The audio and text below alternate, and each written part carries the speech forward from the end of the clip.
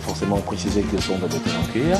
Bon, on peut essayer avec. Voilà. Ah oui, non, c'est pas mal du tout. Serge. Je voulais d'entrée de jeu préciser qu'hier, dans le cadre de la revue de presse avec le journal Repère, nous avons parlé des entreprises publiques qui mènent donc qui mènent à la rébellion, même à la révolte dans le cadre de leur fonctionnement.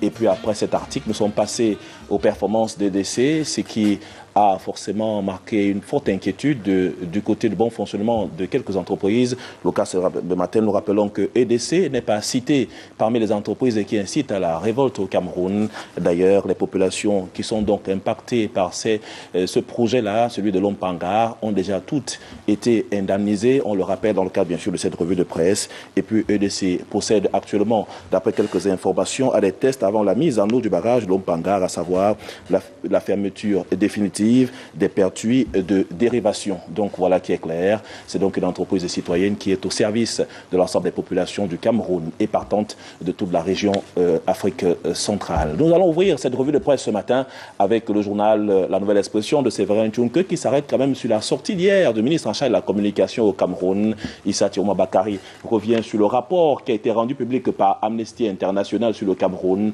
Rapport qui revient sur quelques violations des droits. Le ministre de la communication a donc fait une sortie pour marquer la position claire de notre pays, le Cameroun. Le ministre parle donc, il reconnaît d'ailleurs l'existence des bavures dans le déploiement des forces de sécurité, mais s'insurge contre les allégations de l'organisation non gouvernementale NEPSI International. Le point est fait ce matin. Il dit clairement dans sa sortie qu'il était utile d'apporter une réponse appropriée à ces accusations, tant elles ont semblé exagérées et par endroits manquer de fondement.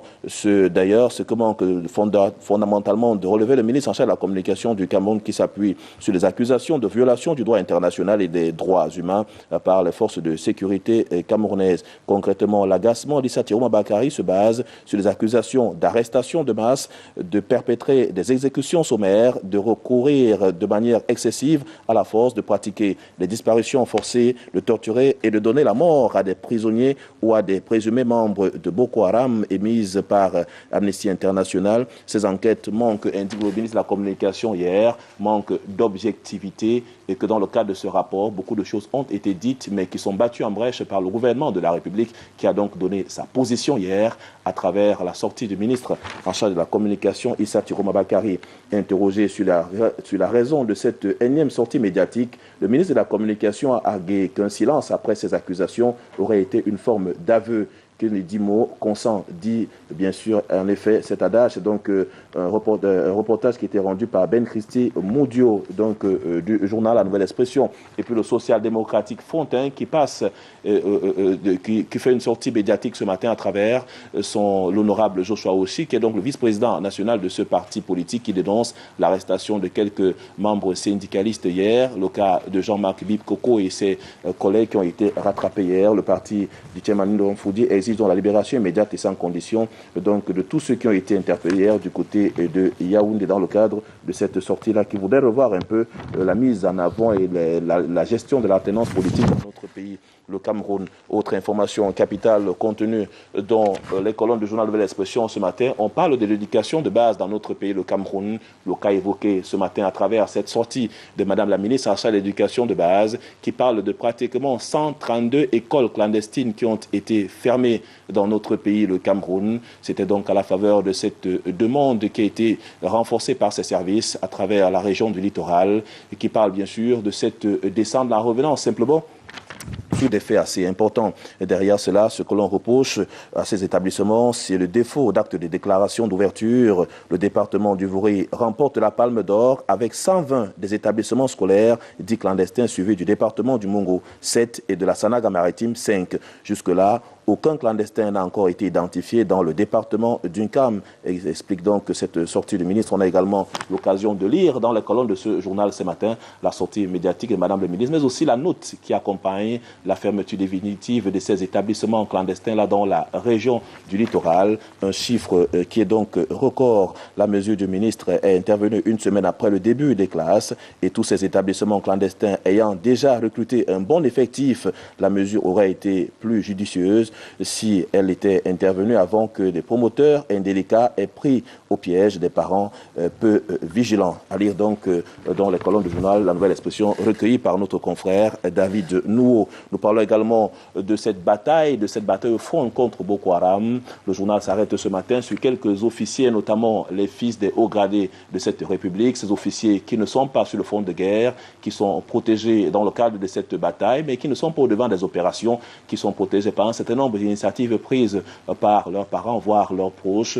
Quelques noms sont cités ce matin dans les colonnes du journal de Michel Moussala, qui parle de ces officiers des armées, fils des barons, invisibles donc au front de guerre pour combattre efficacement la nébuleuse qu'est Boko Haram. Il parle de ces fils, où sont-ils passés? Pourtant, ces fils ont appartenu à de prestigieuses écoles qui forment le cas, par exemple, de l'EMIA cité ce matin, ENAM. Ils sont formés également à l'Institut des Relations internationales du Cameroun, dont ils ont appris à aller sur le théâtre des opérations. Mais comment comprendre que pendant que ces opérations se déroulent sur le front de guerre, on n'a pas observé les noms de ces fils qui sont cités ce matin dans les colonnes du journal. Le journal a aussi souvenance de quelques aspects fondamentaux en parlant donc de ces fils du Cameroun et même de ces fils des barons, les enfants des hautes autorités du Cameroun qui sont dans les forces armées et police.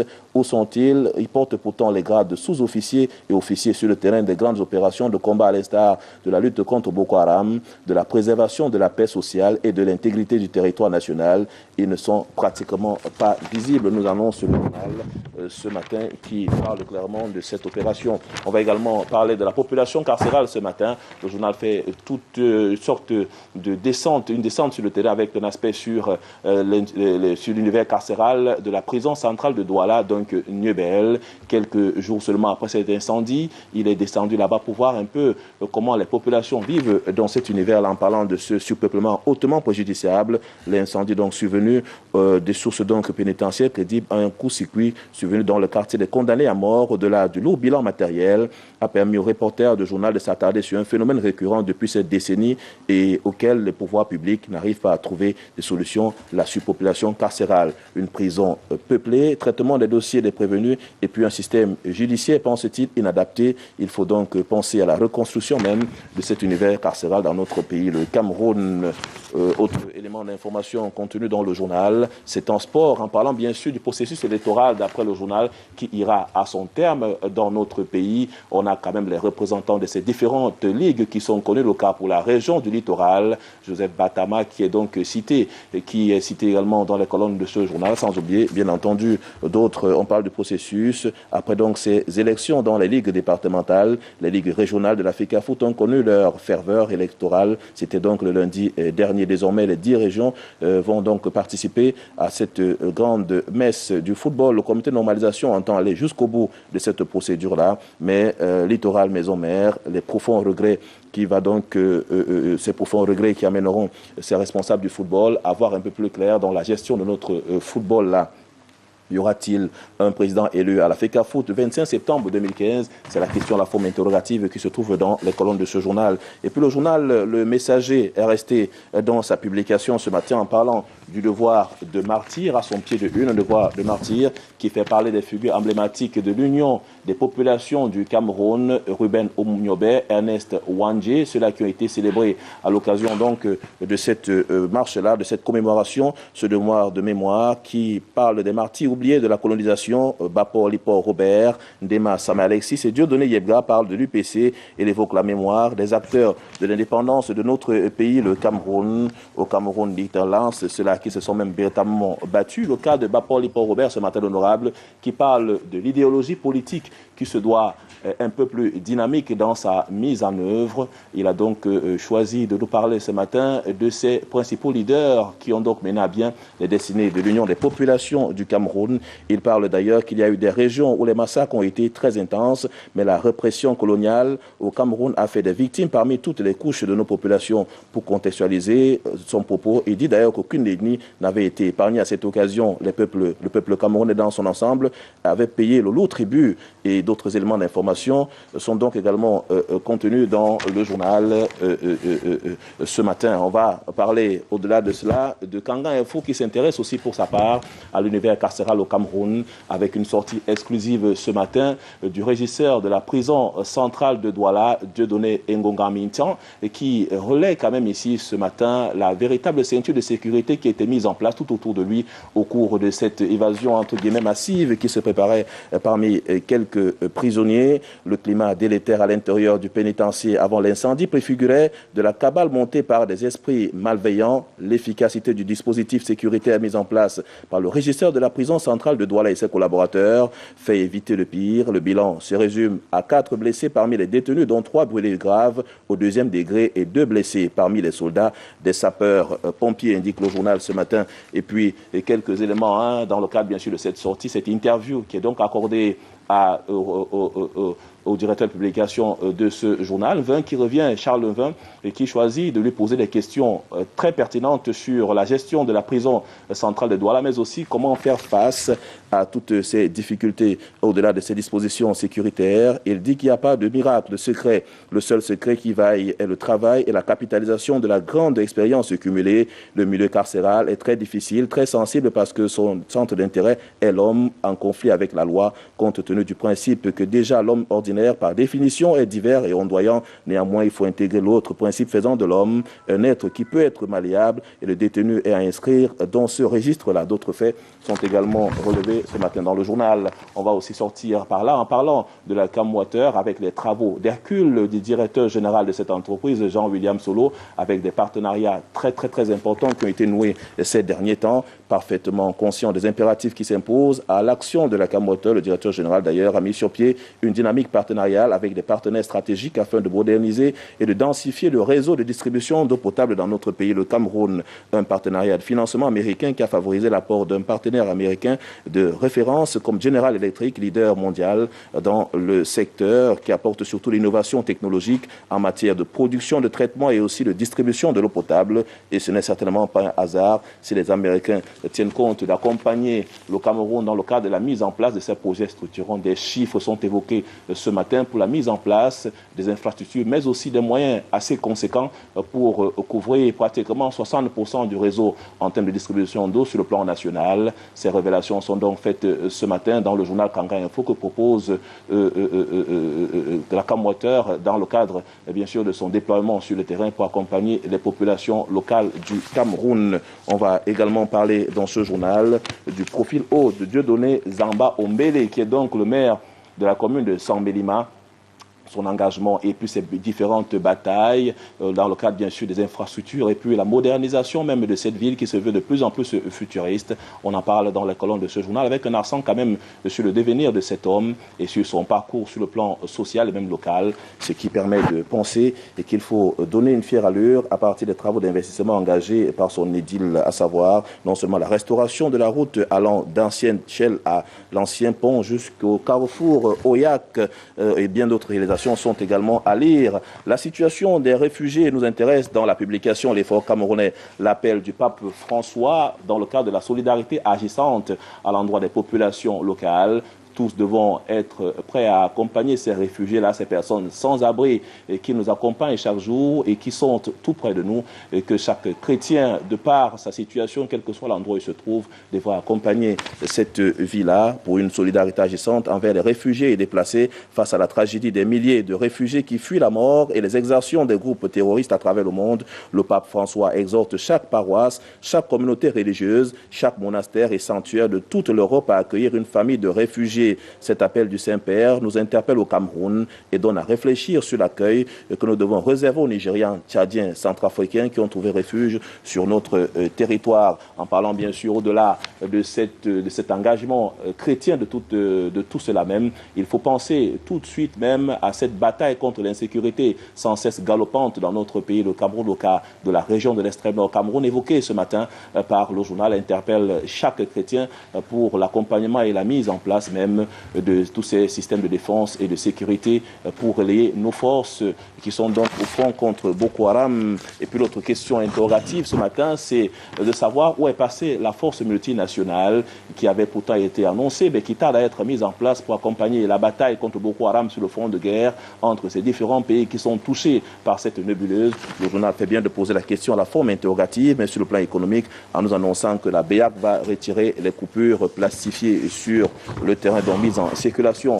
Autre élément du journal Le Popoli ce matin, c'est pour parler de ces crimes rituels observés ces derniers temps, le cas de la région de l'Ouest, précisément dans la Ménois. Ces nouveaux crimes rituels qui sont un véritable famela dans la région de l'Ouest.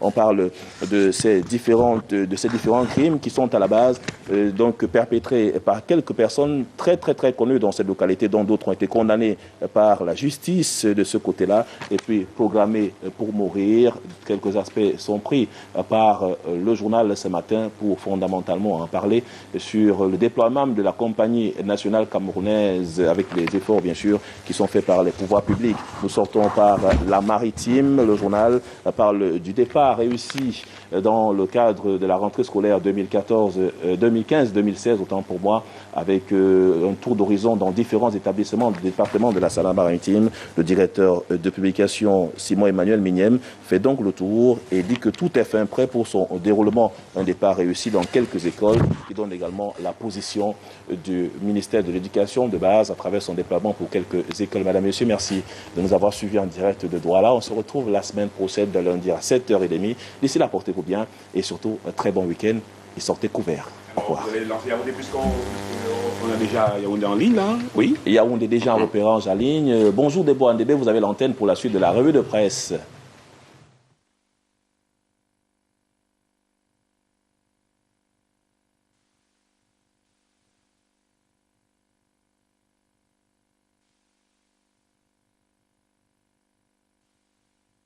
Serge Bondje, Jason Black, bonjour, bienvenue donc à Yaoundé pour cette seconde partie de la lecture des une journaux. Et on commence par Cameroun Tribune avec le gouvernement qui répond à Amnesty International à travers son porte-parole, le ministre de la Communication Issa Tirouma Bakari, qui a donné un point de presse hier pour refuter en bloc les allégations contenues dans le récent rapport de l'organisation non gouvernementale au sujet d'abus corrects commis les militaires camerounais engagés dans la lutte contre Boko Haram. Cameroun Tribune revient sur cette communication et publie ce matin l'intégralité du propos liminaire de Issa Tirouma Bakari, c'est à lire en deux versions, français et anglais. À lire également à Cameroun Tribune la lutte contre la criminalité transfrontalière et la réunion des chefs de police qu'accueille Yaoundé. Des innovations s'imposent, dit Cameroun Tribune.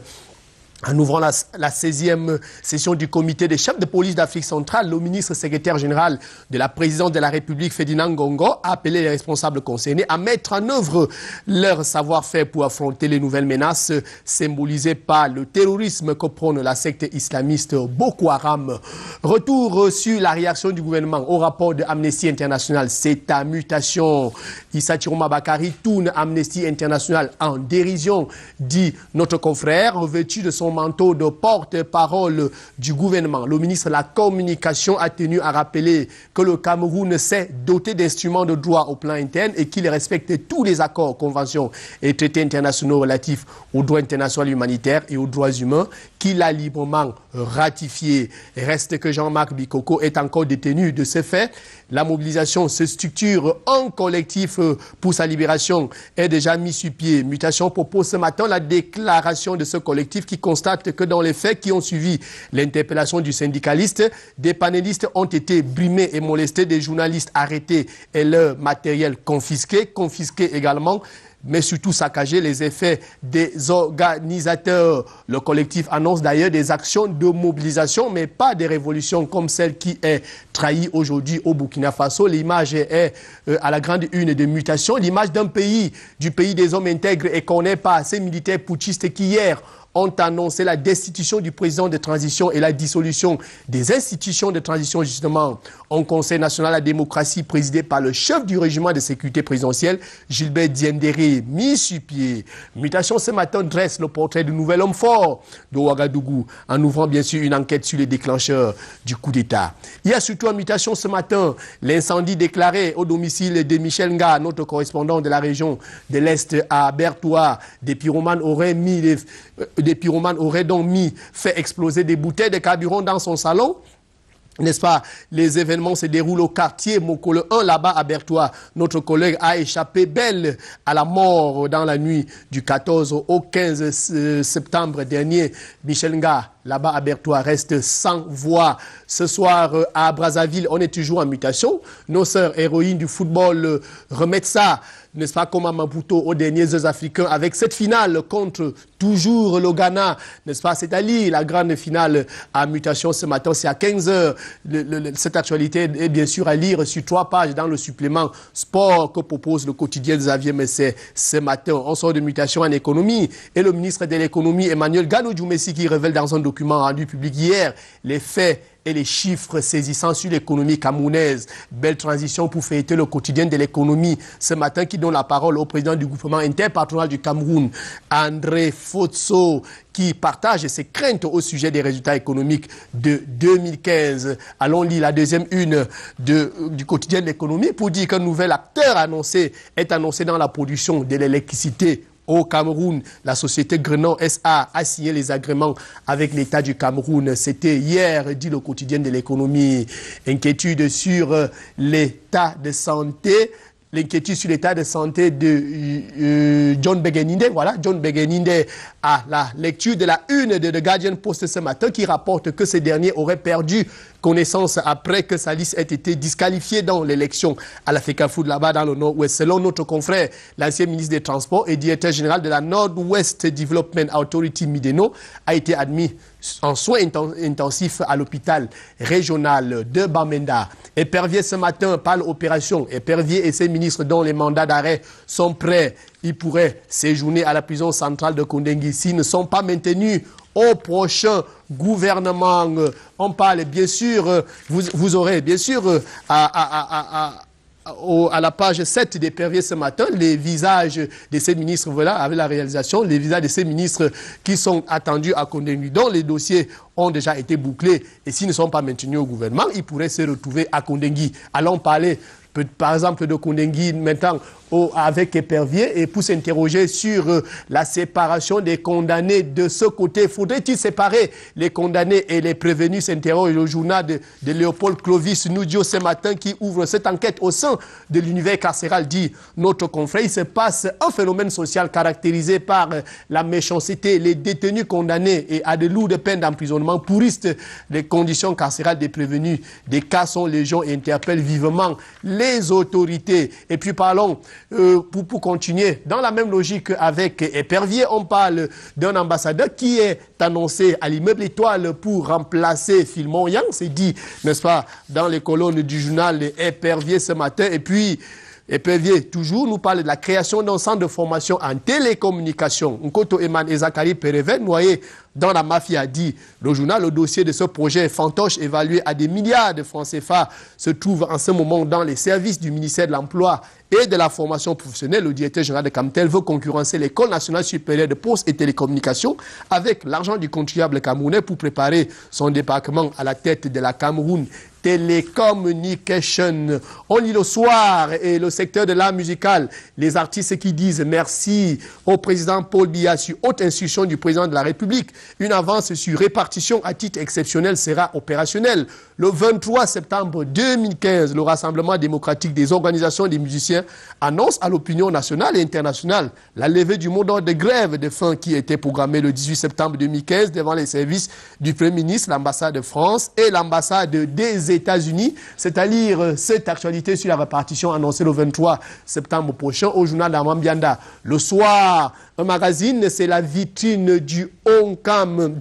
qui est également en kiosque et propose un dossier spécial sur la rentrée. Dossier spécial, bien sûr, sur la rentrée magazine conçu par la délégation départementale de la communication, n'est-ce pas, du ONCAM, dirigé par Christelle Méné-Téléou, notre consoeur qui est de ce côté. Vous lirez bien sûr en troisième page de ce magazine l'éditorial de Éloi Gabriel Essoua. Il est préfet du département du ONCAM de ce côté. Bienvenue dans le Honkam qui gagne, dit l'administrateur civil principal dans la vitrine du Honkam ce matin. Et puis on termine en religion avec la voix du berger, santé spirituelle. La femme est-elle créée à l'image de Dieu? C'est la question que pose ce matin le mensuel bilingue d'information pour l'éducation chrétienne. Seigneur, nous ne sommes pas satisfaits de la façon dont tu nous as créés. Et c'est pour cette raison que, pour masquer notre laideur, nous portons certains artifices comme les ongles, les cils, les cheveux. C'est à lire ce matin. Et pour tout le week-end, n'est-ce pas, tout le week-end, on sera dans la méditation pour dire merci à Dieu pour cette semaine qui s'achève et sur une nouvelle semaine qui va commencer. La nouvelle semaine sera bien sûr marquée par la revue de presse et surtout la seconde partie consacrée à Yaoundé. Bon week-end à vous, téléspectateurs. Bon week-end à toi, Jason. Et la suite de Canal Matin, c'est à Douala. Merci beaucoup. Douala déjà avec nous. Et dans un petit moment, Patrick Kadji pour Free Africa. Alors que moi, je suis en train juste